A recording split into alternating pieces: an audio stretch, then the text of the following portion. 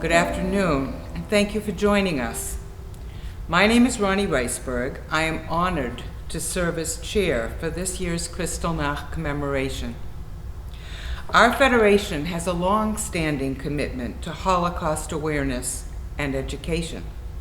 Through events such as today's commemoration, we honor the memory of those who perished during the Holocaust, those who survived, those who helped save them, and those who helped to liberate them. We educate the next generations to help create a world without prejudice and hate.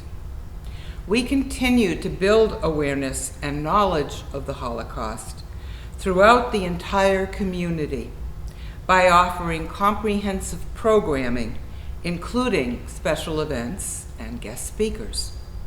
Most recently, now through our partnership with the Sarasota and Manatee County School Districts, we provide Holocaust education to the teachers and provide them and their students with tools, information, and resources supporting state-mandated year-round as well as Holocaust Education Week studies. Our Holocaust Speakers Bureau is one such program where over the last 5 years alone, over 6,000 students have had the life-changing experience of hearing one of our cherished local Holocaust survivors share their story of survival and resilience. The Jewish community has always been motivated by the "lest we forget" motif. We strongly feel that only by educating people to the lessons of the Holocaust can we prevent such a thing from happening again. Given the rise of worldwide antisemitism and Holocaust denial, the awareness of the Holocaust among school children is declining. And given that the remaining first-hand witnesses surviving the Holocaust are few, it's crucial that we all learn the truth about this unprecedented genocide. Jewish communities around the world and right here at home are experiencing an increase in the overt expressions of hatred and anti-Semitism. We believe something must be done to help reverse this trajectory. The members of our community, especially our youth, must be educated about how critically important it is to recognize and stand up to all forms and expressions of hatred, racism, and anti-Semitism. We must be upstanders, not bystanders, when these heinous events occur. In addition to our unwavering support of Holocaust education, the mission of the Jewish Federation is to strengthen Jewish life and identity in our community, provide for Jewish people in need, and promote support for Israel. We fulfill our mission by supporting programs and projects that care for the vulnerable in Sarasota-Manatee, in Israel, and around the world. We build community through strong relationships with partners in education, in the cultural arts, social services, and area nonprofits. I am extremely proud of the work our Federation does in our local community to address issues that benefit everyone. We are a major sponsor of the All Faiths Food Bank's campaign against summer hunger, and we work closely with Embracing Our Differences to help teach thousands of students the importance of respecting diversity through the arts and education. Through the Jewish Healing Program at JFCS, our Federation funds the social and economic needs of our most vulnerable populations, including many Holocaust survivors. On behalf of the Jewish Federation, thank you for participating in today's program. Kristallnacht is often called the beginning of the Holocaust, although we all know that the insidious beginnings of the Holocaust were already planted well before that. We will hear more about Kristallnacht and its significance later in the program from our distinguished keynote speaker, world-renowned Holocaust and Genocide Scholar, Dame Helen Hyde, after our invocation. I have the extreme honor to introduce a number of extraordinary individuals and groups who every day inspire their communities with words, music, and song, and who this afternoon will share their gifts with us. First, you will hear from the Sarasota Jewish Chorale performing the Star-Spangled Banner and Hatikvah, followed by an invocation as we will welcome Rabbi Stuart Altshuler from Temple Beth Shalom.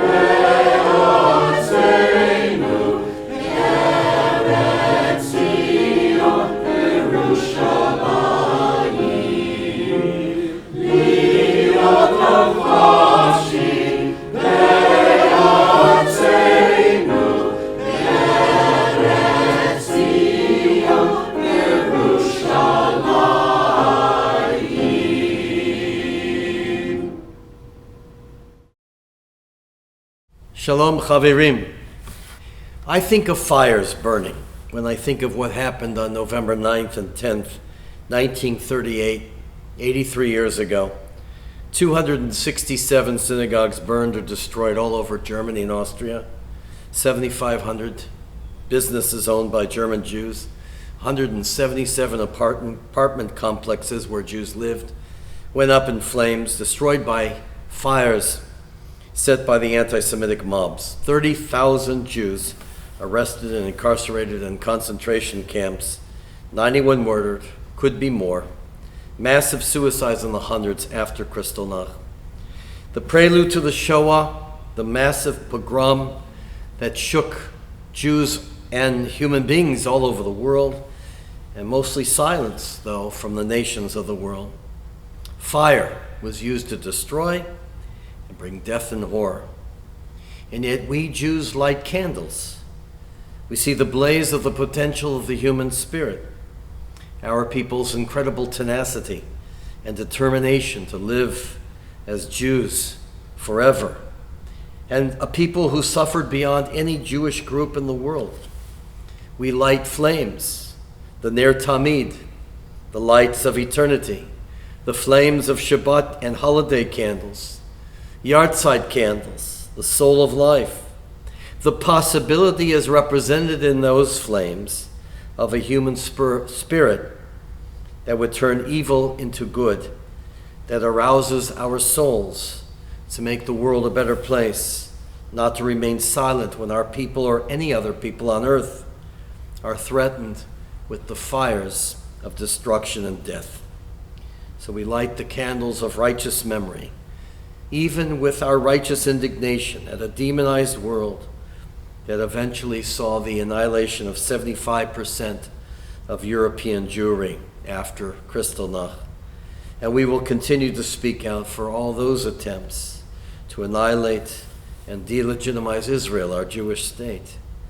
We pay tribute tonight not only to those who perished during the Shoah and of the millions in which there are so many who have no one else to light the flames of the Yartzeit candles but us. We pay tribute to those who survived Kristallnacht and the Shoah, to bear witness to what happened to our people. We pay tribute and light candles for the Tzadikei Umot HaOlam, the righteous Gentiles of the world, during the Shoah, who risked their lives to save Jewish families and individuals. We pay tribute to the liberators and survivors among us, even here in Sarasota, for telling their much-needed narratives of what happened, the reality of the potential for evil in the world. We express our gratitude that we are also to bear witness and to remember through the flames of eternity, of Torah Ner Tamid, the flames of the souls of life. We will now remember. We will now have the distinct pleasure of hearing from Shep Englander, the new CEO of the Jewish Federation of Sarasota-Manatee, who will share his vision for the Federation's commitment to Holocaust education. Welcome, everyone.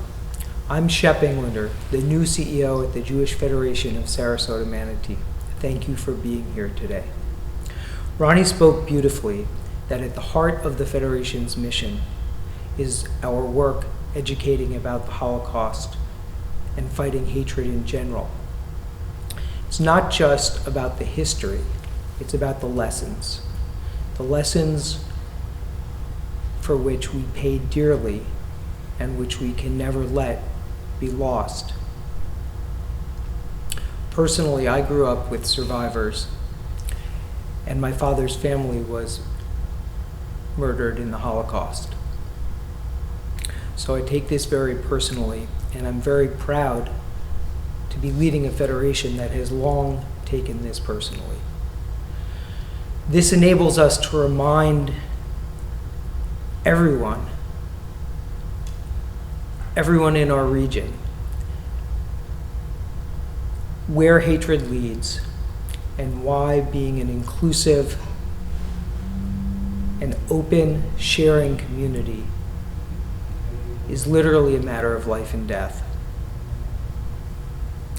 That's why we work so hard to fight not just anti-Semitism, but all kinds of hatred and prejudice, and why we bring our work beyond the Jewish community and work with the school systems in Sarasota and Manatee County to bring these lessons to children and adults and to anyone else we can, culminating with the World of Kindness Day.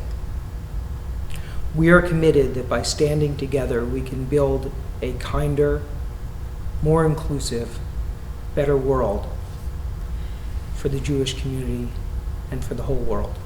Thank you.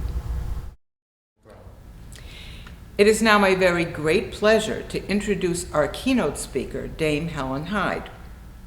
Originally from South Africa, Dame Helen Hyde studied at Witwatersrand University in South Africa and then at the King's College in London and the Center for Holocaust Studies at the Institute of Education in London, where she now resides. An illustrious career in teaching culminated in becoming the head teacher at Watford Grammar School for Girls in England. She has been an external advisor to school governors, an executive mentor to several head teachers, and an educational advisor for the school's regional commissioner. Dame Helen is a fellow of the Royal Society of Arts and the Imperial War Museum. She is a trustee of the Holocaust Education Trust and an advisor to the Holocaust Memorial Day Trust. She was appointed a Holocaust Commissioner and sits on the Educational Advisory Board of the National Holocaust Commission. Dame Helen is an advisor to the board of FASNA, Freedom and Autonomy for Schools National Association, and patron of the Rwandan Sisterhood, working with survivors of the genocide and deprived women in Kigali, and also patron of the Sparrow Schools in Johannesburg. With the Vicar of Watford, she has set up the Refugee to Recovery Forum, assisting immigrants in the local community. In 2012, Helen was made Dame Commander of the British Empire for services to national education and Holocaust education. In 2018, she received an honorary degree from the University of Hertfordshire.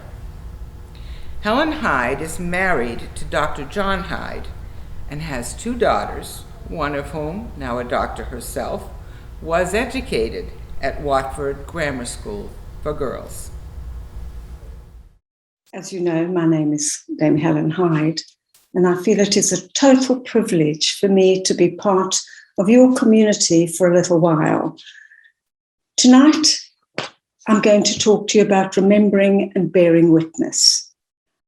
I'm recording this from England, and so now I will share my screen with you.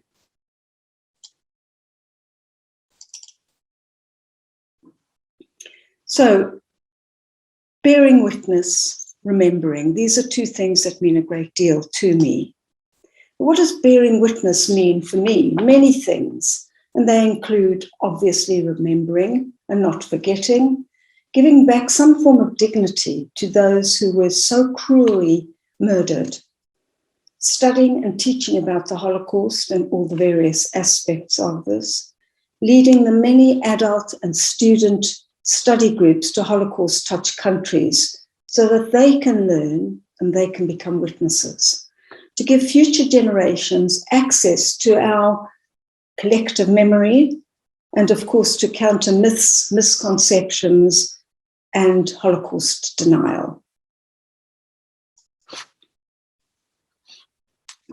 So, is it important to remember the past? Coming from me, you will know that I obviously believe it's very important to remember the past. But I hear from many people that this is just another historical event. It took place a long time ago, and we shouldn't worry future generations because they've got their own problems. Primo Levi, a well-known survivor, said that monsters exist, but they are too few in number to be truly dangerous. More dangerous are the common men, the functionaries, ready to believe and to act without asking questions. This quote tells us that many Germans were brainwashed or frightened into believing that the Aryan race was superior. This made it much easier for the Nazis to gain control and easier to perform their horrific deeds as they did. There were, of course, many of those who did these terrible acts willingly. Some even helped capture and murder their neighbors. There were those, of course, who helped their neighbors, but these were few and far between. As a global lesson, we must learn that the mistakes of the past will help us prevent them happening again. This is not just about Germany and the Jews during World War II, but about somehow how we treat each other as individuals and how we treat humanity in general. Simon Wiesenthal, another Holocaust survivor, stated that the Holocaust was not only a Jewish tragedy, it was also a human tragedy. And that's something we must never allow the world to forget. But what if there's no one left to remember? There are many damaged and decaying synagogues and cemeteries throughout Europe. I chair a group called the Foundation of Jewish Heritage, and we work in these very desolate areas. And unless we restore our heritage in some of these places, it becomes another form of genocide, a cultural genocide. In many of these places, there is no one left to remember, but there are these huge icons, and we work to preserve them. That's the Great Synagogue in Slonim. So briefly, this is my family, and I will only tell you a small snippet of what took place as relevant to this evening, and perhaps on another occasion, I will tell you more about it. I've been haunted by these photos all my life. My father was born in Nördlingen in Bavaria, and there was no talk of his family other than that he had a brother with 5 children living in Israel. These photos form part of my earliest memories, and they played and still play an enormous part in my life. They were always in my home as a child and now in my present home. Nobody ever talked about them. The silence was deafening. I was named after the young woman, Helen. She married and with her husband moved to Frankfurt. Just by the way, that is my father. And in Frankfurt, they owned a leather goods business. Her married name was Neuhaus. It was a flourishing business, and 2 brothers ran it.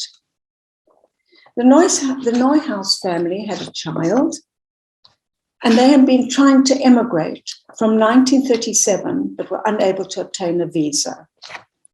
On Kristallnacht, the offices and warehouse of their business was totally destroyed.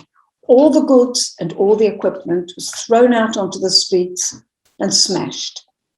People in the streets stood by and watched. Again, they were unsuccessful in obtaining a visa to the United States or to any other country overseas. Kristallnacht is one of the major turning points in European history. On the 9th and 10th of November 1938, in Germany, in Austria, and many other places, the SA, paramilitary, and German civilians burned over 1,000 synagogues, over 7,000 Jewish homes, Jewish businesses, were destroyed and damaged. Over 90 people were murdered, and at least 30,000 Jewish men were sent to concentration camps of Dachau, Sachsenhausen, and Buchenwald. Jewish homes, hospitals, and schools were ransacked and demolished as the attackers used fire and sledgehammers against the defenseless Jewish communities. This brutal, organized attack became known as the Night of Broken Glass because the streets were littered with broken glass. To add insult to these attacks, the Nazis fined the Jews of Germany the equivalent of today's value of $5 billion to pay for the damage that they had made. The world press covered the Holocaust more than any other event during the Holocaust.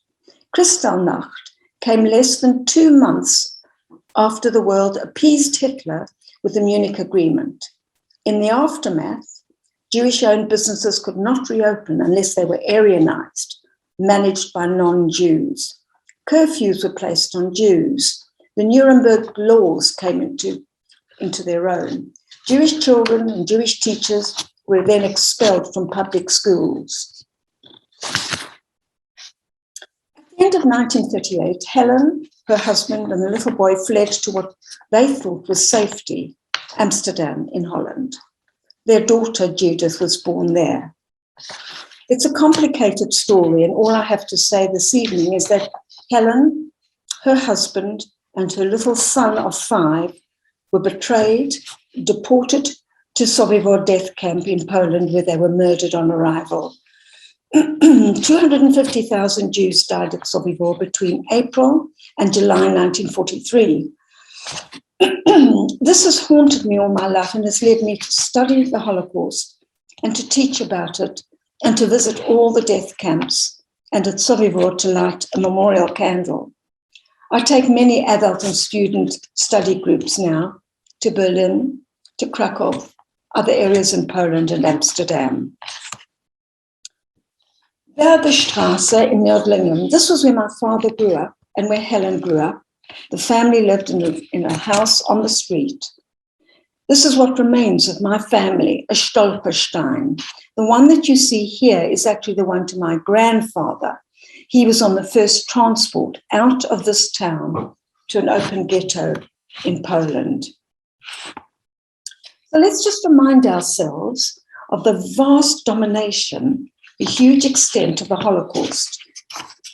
We know the world stood by while 6 million individuals, including 1.5 individual children, were murdered, individuals with hopes and dreams.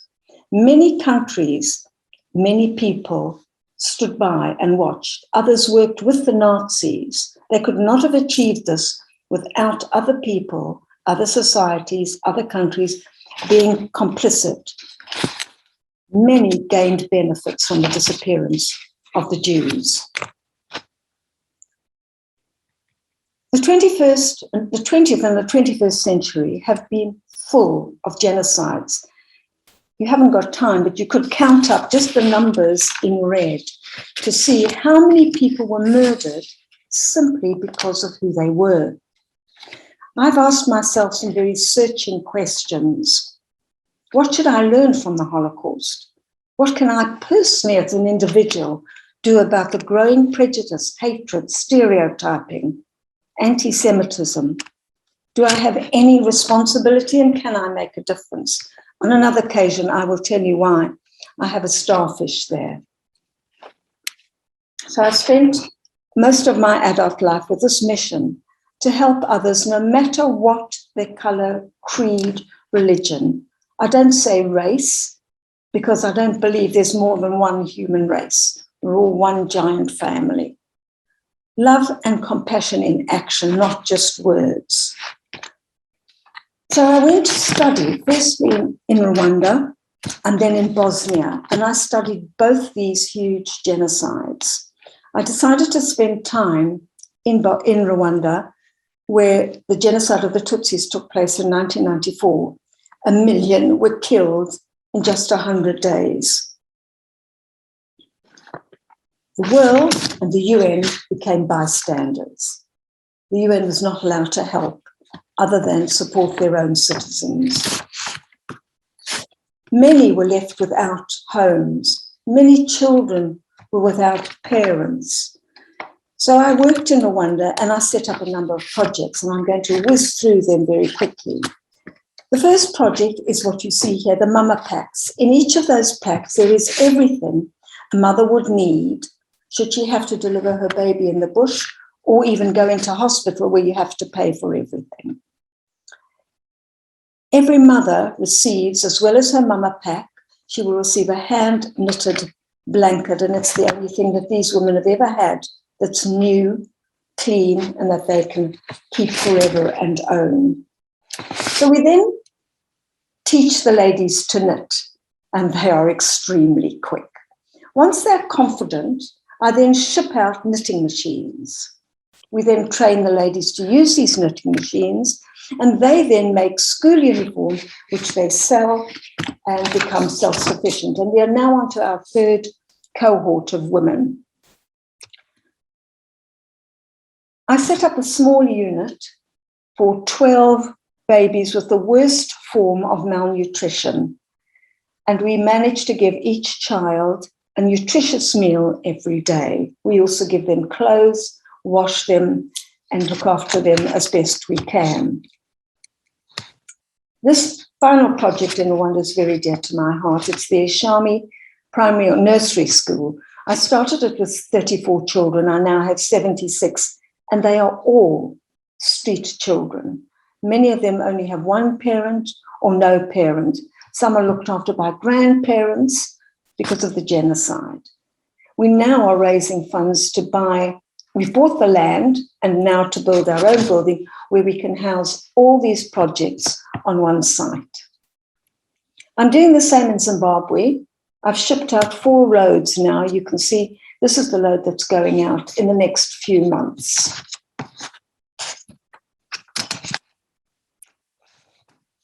I also decided to work locally. So locally, I work with this project called One Vision. We set this up in order to support the vulnerable in our immediate area, in our local town, and in the municipality. We now send out 200 cooked meals and grocery bags every single week. It's heartening to see what we can do even on such a small scale. The Rwandan Sisterhood now works locally in my area, in Rwanda, in Zimbabwe, and I soon hope in Nigeria and Kenya. So if we look again at the 20th and 21st century, and today genocides are continuing. The papers do not talk about them anymore. The Rohingya are still fleeing. The Yazidis, a tiny minority, fleeing. We know about the Afghan state and the Taliban. Each of us must think of what we can do to help these people. They have not wanted to be refugees. There's an explosion of antisemitism online and elsewhere. I worry about our students and what they see on the media and how we can help our countries to control what goes on to the media.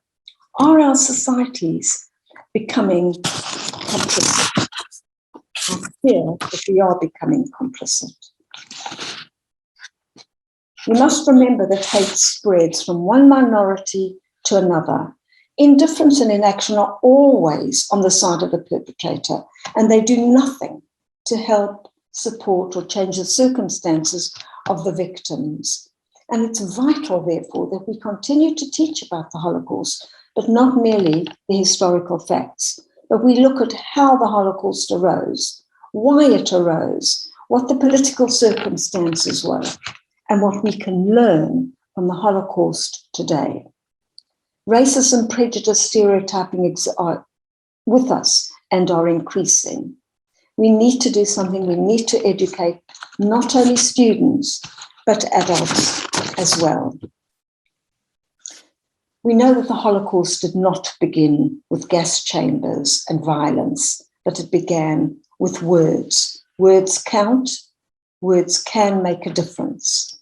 On Kristallnacht, the world actually shifted on its axis. The 10 Commandments began to turn upside down. And on another occasion, I'd like to talk to you about how these moral dilemmas arose and how ethics changed. Each year on the anniversary of Kristallnacht, synagogues across the world will be lighting candles. We need to recall the start of a violent attack on the Jews that foreshadowed the Holocaust, and we need to ask ourselves what should have or could have been done at that moment. When thinking of Kristallnacht, we should also consider the recent outpouring of violence against communities in Europe and the US and draw the right lessons for today. It's rightly said that the Holocaust began not with gas chambers, but with words. The significance of Kristallnacht in the history of the Holocaust is the passage from anti-Jewish legislation and anti-Semitic rhetoric to violence against the Jews. And that's the lesson for today. To be clear, in today's democratic countries, I don't think there's a risk of a new Holocaust. However, we should and must be concerned at what's happening today. This summer in France, Germany, elsewhere in Europe and the US, anti-Semitic rhetoric followed by assaults on Jews and attacks on synagogues, on Jewish-owned shops and other Jewish institutions took place. The differences with Kristallnacht are stark and significant, but we cannot enjoy ignore the similarities. It is important to remember the past in order to protect the future.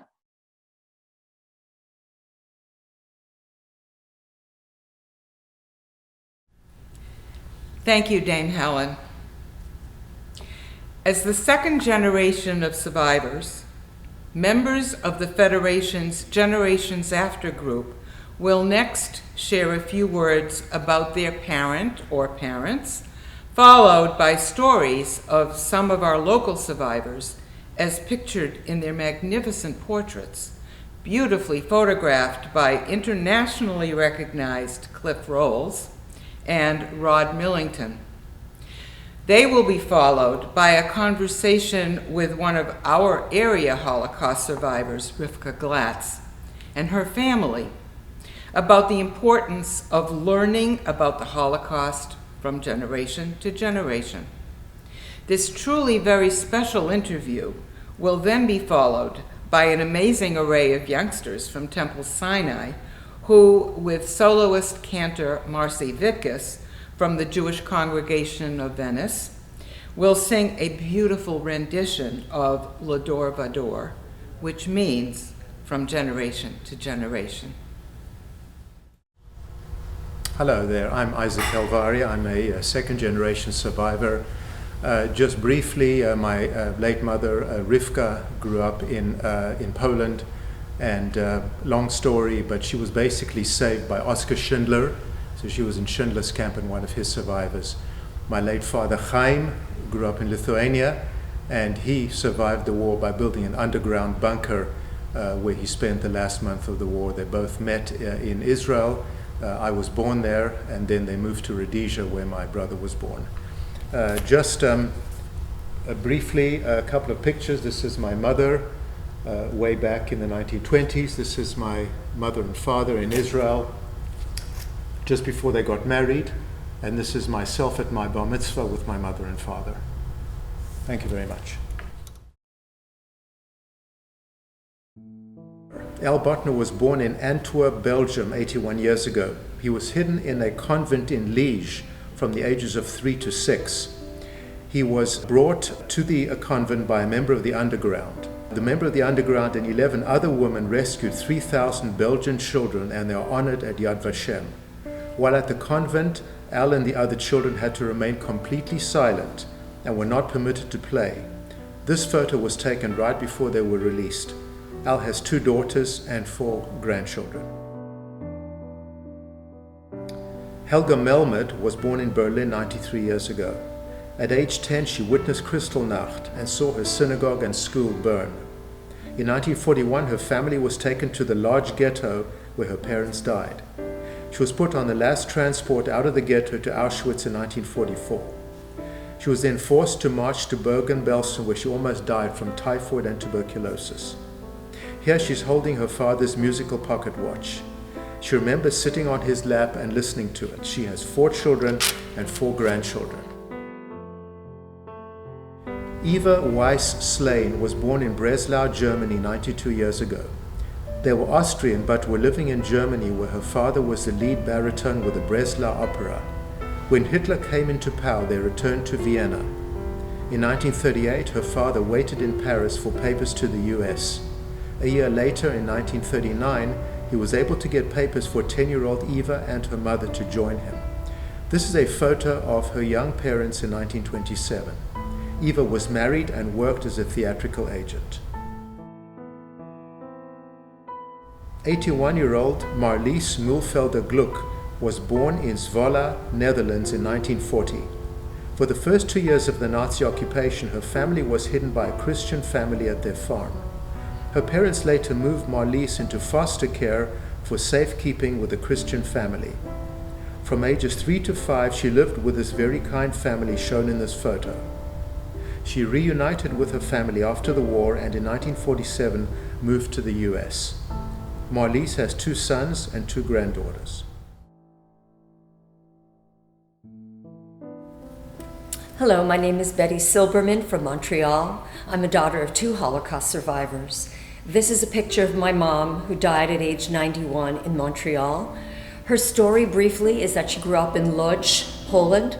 She escaped at age 17 and was the sole survivor of a large family in Poland. She escaped to Russia, spent the entire duration of the war there, eventually came back to Poland, which was very dangerous, escaped to Austria where she met my dad.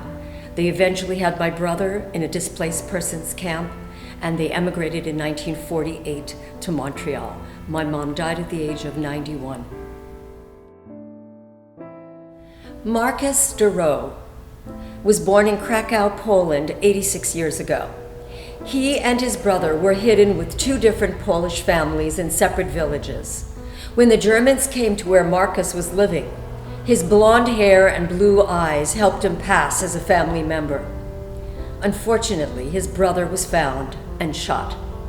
Marcus is holding a menorah that belonged to his family. It's special, as it's his only item that survived. He has 4 children and 6 grandchildren. Rivka Glatz was born in Hungary 84 years ago. After 6 months in Bergen-Belsen, she, her mother, and older brother were put on a rescue train to Switzerland, which was organized by Reszto Katzner. Rivka is holding a mezuzah that symbolizes the one from their apartment in Hungary. Her mother saved the parchment from their mezuzah before their deportation by sewing it into the lining of her coat. She gave it to Rivka on her wedding day. Rivka has 2 children and 3 grandchildren. Peter Konstam was born in Amsterdam 85 years ago. In 1942, his family was ordered to report to the train station, but instead, they fled Amsterdam. After 10.5 months, by mostly walking, they reached Spain. They then sailed to Argentina. The memento he's holding is a painting by his father, who trained in the Bauhaus movement. Peter has 2 children and 3 grandchildren. Suzanne Weinberg Konikoff was born in Apeldoorn, Holland, 80 years ago. During the Holocaust, as a baby, she was hidden in the countryside by a Christian family for 2.5 years.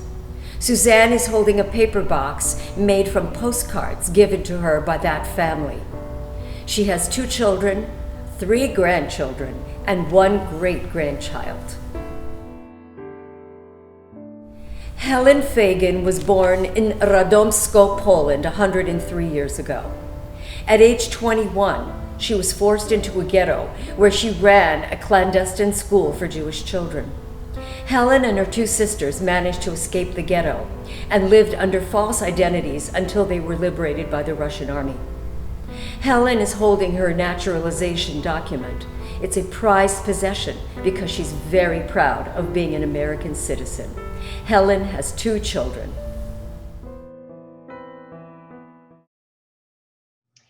Shalom, I'm Jessie Sheslow with the Jewish Federation of Sarasota-Manatee. I'm here today with one of our local Holocaust survivors, Rivka Glatz, along with her daughter and grandchildren. We're talking today about legacy and the importance of learning and understanding family history so that stories such as the one you'll hear today can be passed down from generation to generation, lador vador. So Tammy, thank you for being here.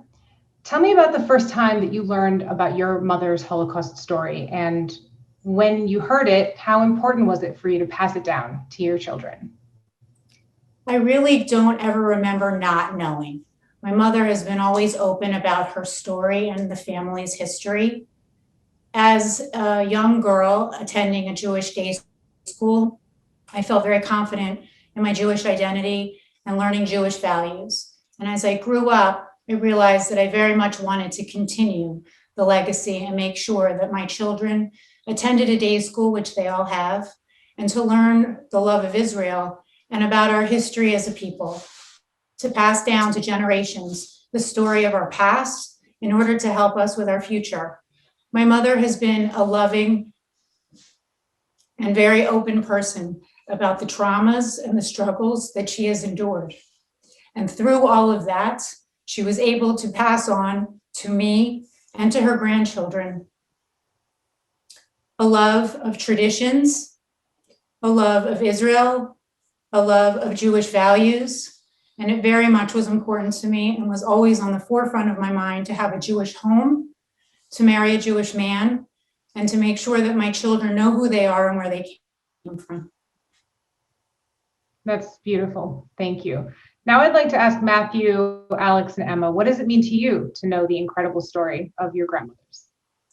Well, ever since, we've been in younger grades, we've known about the story of the Holocaust, and through the years, we've learned more generally about, what the Holocaust was all about and the lessons of the Holocaust. And we soon learned our Tata's story, Rivka's story, and she came to, come to speak to our classes and to impart her wisdom and her lessons about the Holocaust.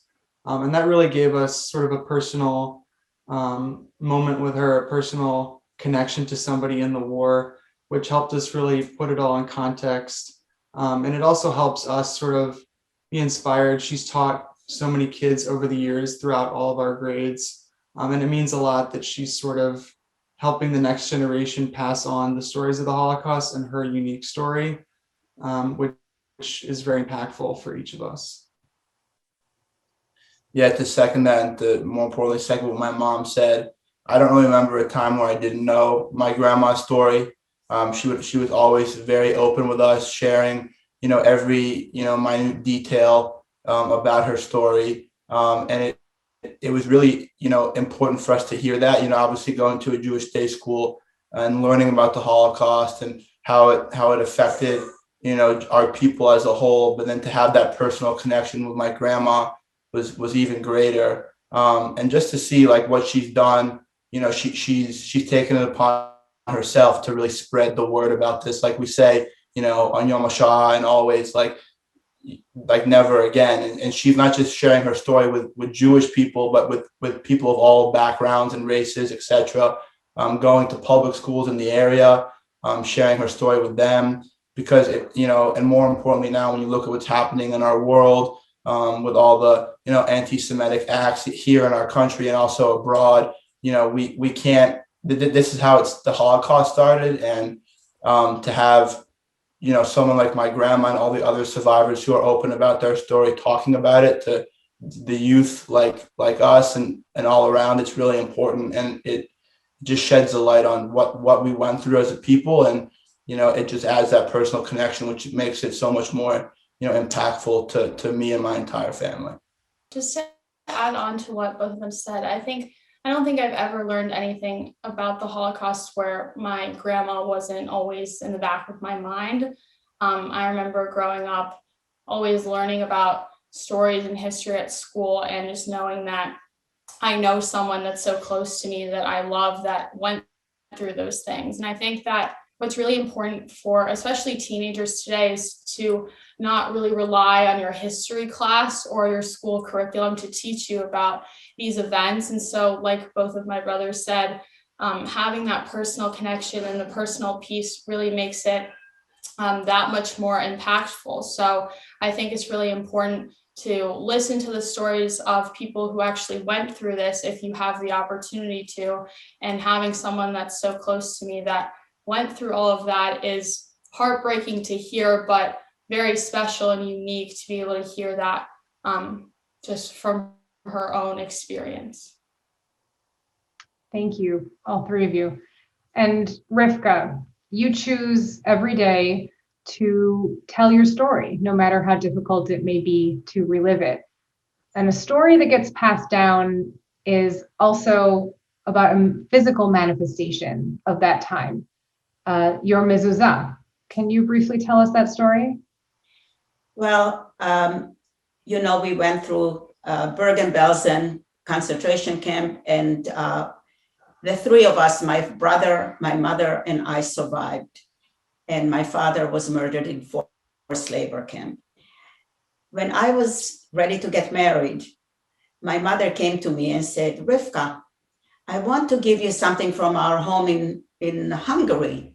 And I looked at her and I said, Mom, what do you have from Hungary that I haven't seen or haven't? We brought nothing with us. We had a little backpack, with the bare essentials, dishes that we can eat with, and the little toothbrush and a little pillow and a little blanket, and that's it. I mean, what could you have brought? And I said, I'll show you. I want you to have it. And she walks out and comes back with a rolling parchment, 5.5 inches long. And I look at it and I open it and I see that this is the content of the mezuzah. I said, Mom, tell me about it. She said, when I knew that they are coming for us and they will be taken away from our home, I took the mezuzah off the door. I took out the parchment and I sewed it into the lining of my coat. And I want you to have it. And when I know that one of these days you'll have a home and you will put it up. I was so touched. First, because she chose me to have it as a daughter. I have an older brother. And I took it. And really, when we bought our first home in Potomac, a rabbi friend bought me a casing for it. And he came and helped us dedicate it and hung it in the living room. I was afraid to put it on the outside door because it was very large. And I was worried that if somebody decides that he doesn't pass by the house and didn't like it, they will knock it down and the parchment will disappear. So I hung it on the inside of my house.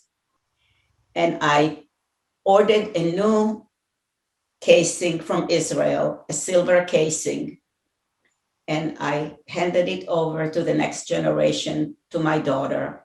And we hung it inside her house too also. So it's preserved. And one of these days, the kids will share it when they will have a home, and they will get the mezuzah, and it will go probably from generation to generation. That's my hope. Let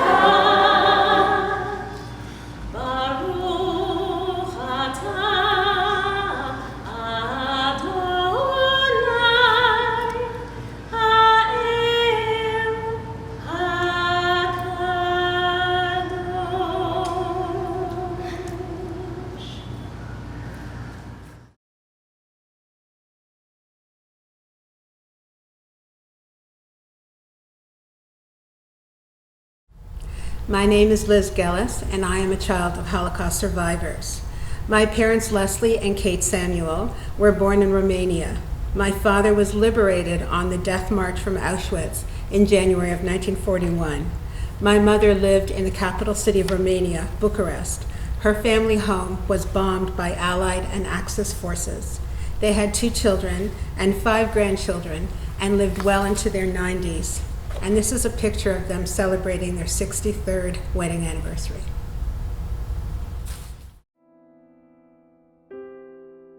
"80-year-old Robin Rappaport was born in Głęboki, Poland. His father was conscripted into the Polish army and ended up in a German prisoner of war camp. At age 6 months, he, his mother, and aunt fled Głęboki to Tashkent, Uzbekistan, taken in and protected by the Tatars, a nomadic Asian tribe. After the war, they went to Linz, Austria, and by sheer accident found his father there.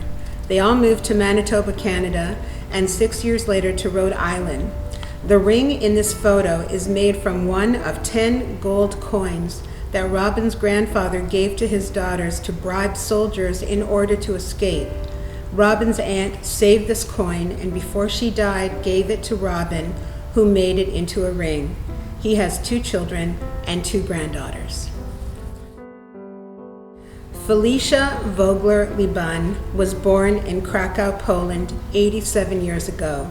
She escaped the ghetto in 1942 by climbing through a coal chute and then hidden by family friends who were in the Polish underground. In 1945, she reunited with her mother, who had survived many camps, by sewing German uniforms. She is holding a portrait of 3 generations of women in her family. "That will show Hitler," she says. Felicia had 3 children and 5 grandchildren. Jeanette Wagner Hirsch was born in Paris, France, almost 94 years ago. She moved to Dijon at 3.5 and left when she was 12, the day the Germans occupied Paris. The family had many close calls, moving to different cities to avoid the Nazis.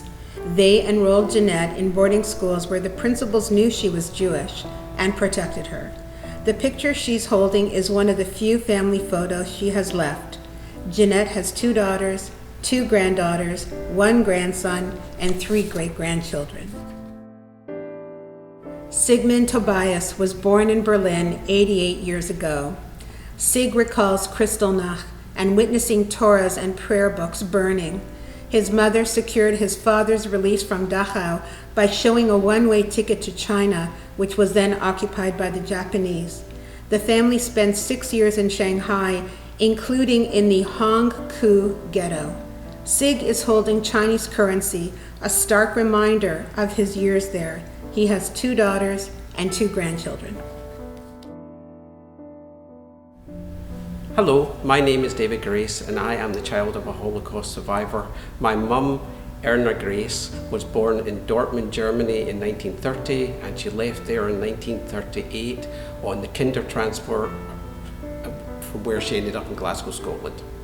This is a picture of my mummy. And she's still around, thank goodness. She has 4 children, 5 grandchildren, and so far 6 great-grandchildren.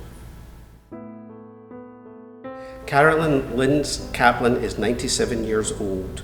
She grew up outside Darmstadt, Germany. When public schools closed to Jews, she traveled by train to a Jewish day school. She barely escaped being thrown off the train by the SS. Her immediate family left Germany in 1936, but the rest of her mother's entire family was murdered. She's holding an autograph book started at public school with mostly Christian names. After 1934, it was only filled with Jewish names.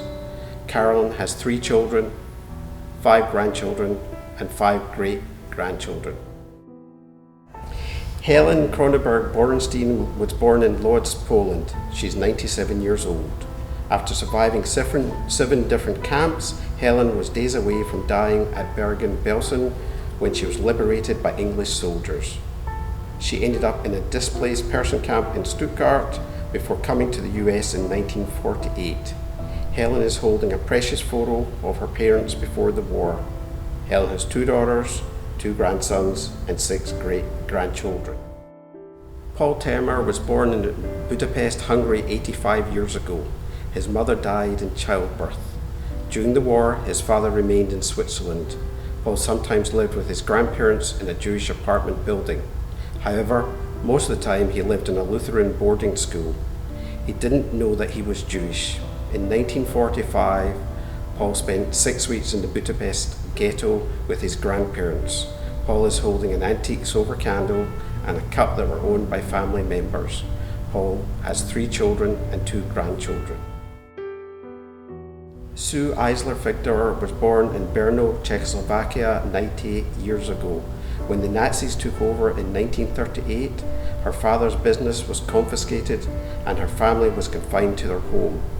In 1941, a German friend helped her family gain passage to the United States. After 3 months in Cuba, they were allowed into the US. Sue is holding a photo of her parents and her father's family. Only 6 of this group survived the Holocaust. She has 3 children, 6 grandchildren, and 1 great-grandson.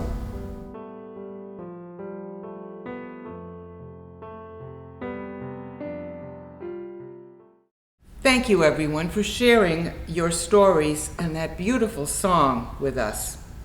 We now turn our attention, and be prepared to be enlightened, following a reading of the poem, The Butterfly, as narrated by Elizabeth Taylor in the film Genocide, to the extraordinary background story of one of the most beloved songs in our memories, Over the Rainbow, as sung by the enchanting actress Catherine Michelle Tanner, and as told by the equally mesmerizing actress Carolyn Michael.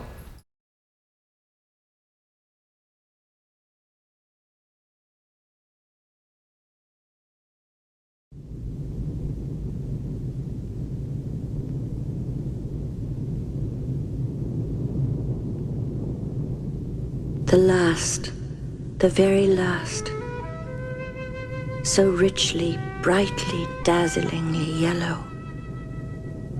Perhaps if the sun's tears would sing against a white stone. Such a yellow is carried lightly way up high. It went away, I'm sure, because it wished to kiss the world goodbye.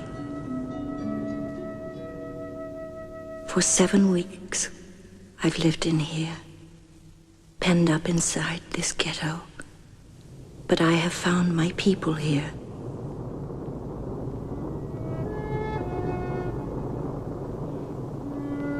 The dandelions call to me, and the white chestnut candles in the court. Only I never saw another butterfly. That butterfly was the last one. Butterflies don't live in here, in the ghetto.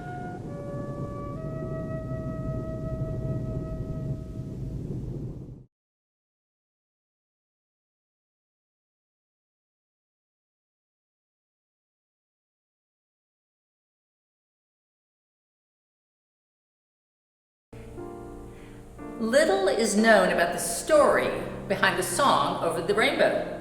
It has been said, although documentation is hard to come by, that it was written not only about the mythical land of Oz, but also about the dream of Israel, a homeland for the Jewish people.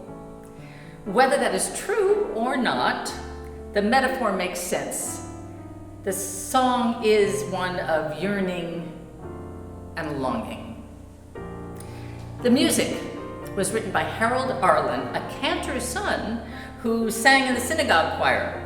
His real name was Hyman Arluk, and his parents were from Lithuania.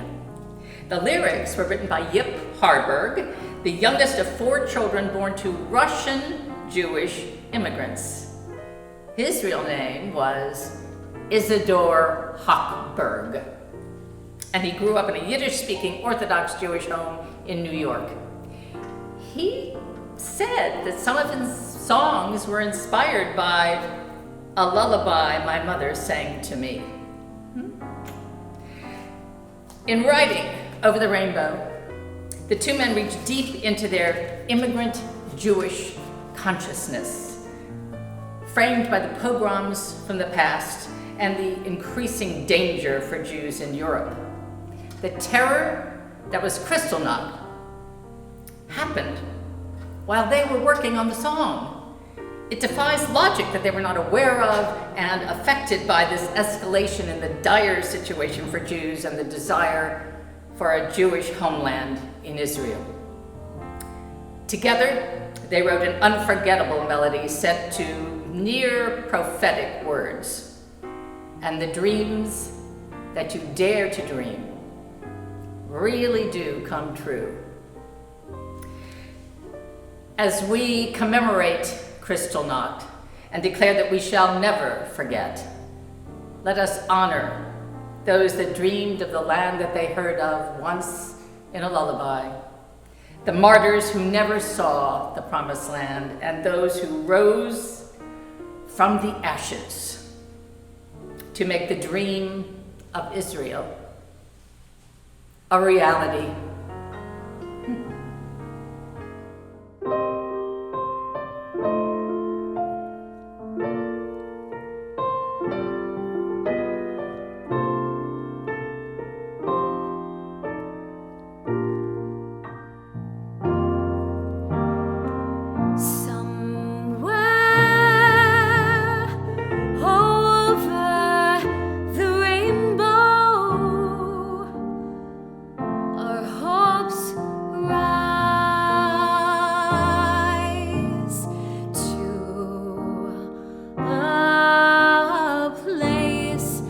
And with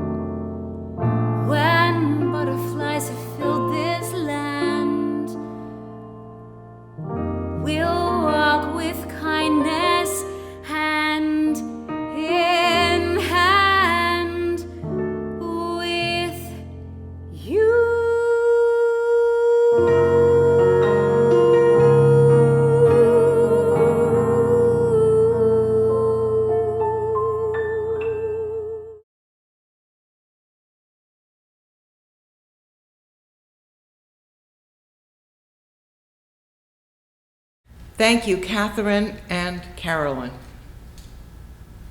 To remember those whom we have lost and who will forever be in our hearts, Cantor Neil Newman will sing a special Kristallnacht rendition of the prayer El Malai Rachamim, followed by Kaddish, as recited by Rabbi Altshuler.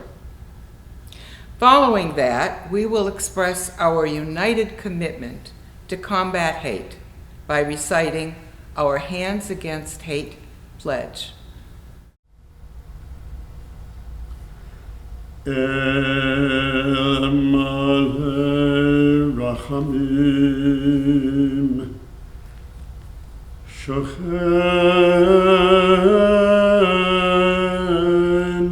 Ba'meromim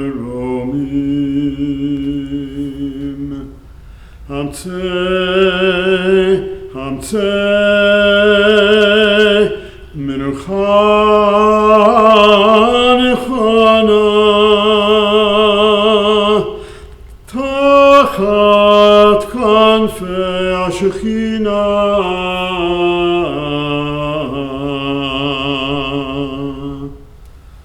Yizkor et nishmat kol acheinu b'nei Yisrael shemasru et nafsham al kiddush Hashem v'yet hanashim nashim v'taf שנחנקו ושנשרפו ושנהרגו בשואה.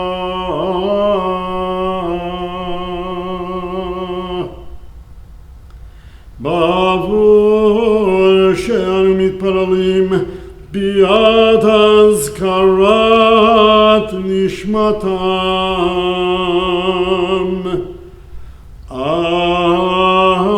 אנא נשמה בחיינו, הל גבורתם ומסירותם, ויראה במעשינו טוהר ליבם. לתהיינה נפשותיהם צורות בצרור החיים, ותהי מנוחתם כבוד. סוף שמחות את פניך, נעימות בימינך נצח, ונאמר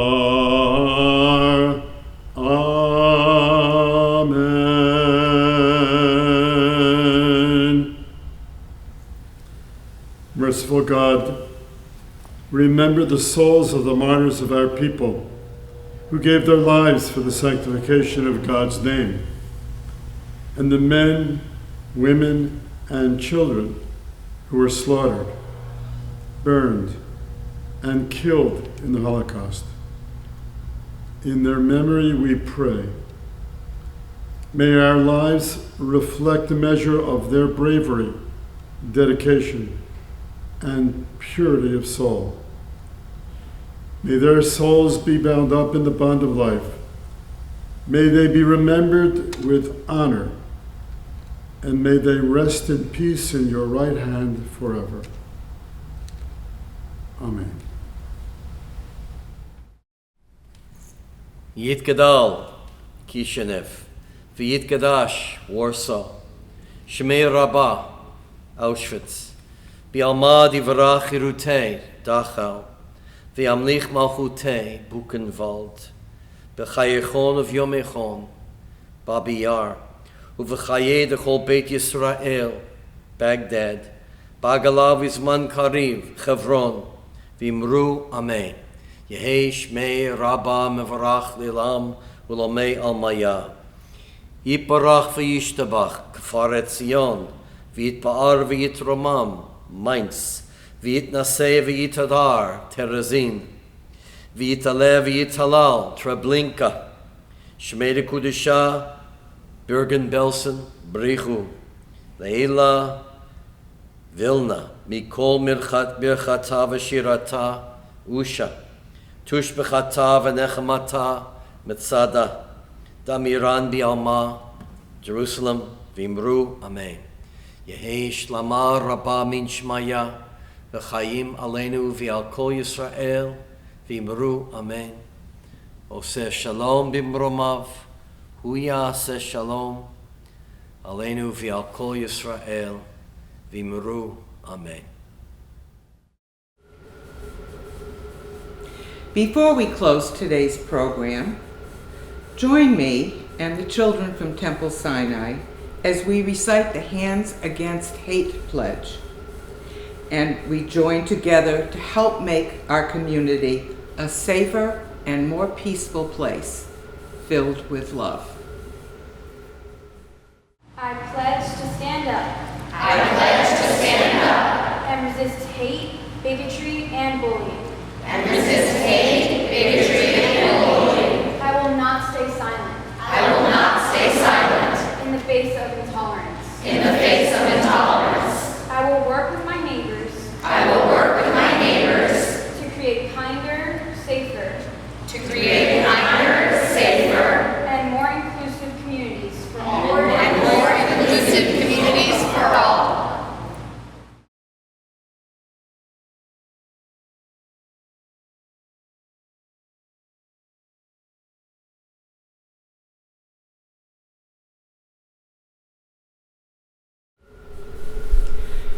Thank you once again for joining us this afternoon.